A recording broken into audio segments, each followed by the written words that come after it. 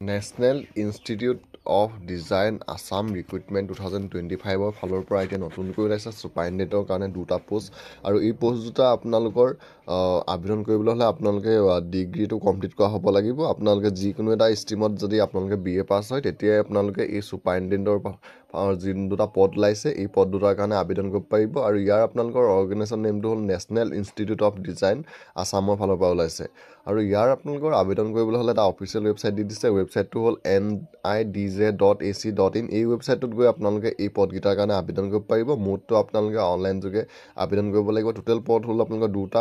শিক্ষাগত অৰ্হতাত আপোনালোকৰ গ্ৰেজুৱেশ্যন বিচাৰিছে আৰু ইয়াৰ দৰমহাত থাকিব আপোনালোকৰ 35,400 পৰা 1,12,400 টকা মাহিলী দৰমহা। এজ লিমিটটো আপোনালোকে 35 বছৰলৈকে আপোনালোকে আবেদন কৰিব পাৰিব আৰু এপ্লিকেশ্যন ফিজটো SC ST EWC সকলে দিব লাগিব 250 টকা, জেনেৰেল OBC সকলে দিব লাগিব 500 টকা আৰু PWD সকলে এপ্লিকেশ্যনৰ ফিজ দিব নালাগে আৰু চিলেকশ্যন প্ৰচেছটো আপোনালোকৰ ইণ্টাৰভিউ হ'ব আৰু ষ্টাৰ্টিং ডেটটো হ'ল 13 মাৰ্চৰ পৰা ইয়াৰ অনলাইন আবেদন আৰম্ভ হৈ গৈছে আৰু লাষ্ট ডেটটো হৈছে অনলাইন আবেদন কৰা 14 এপ্ৰিল 2025।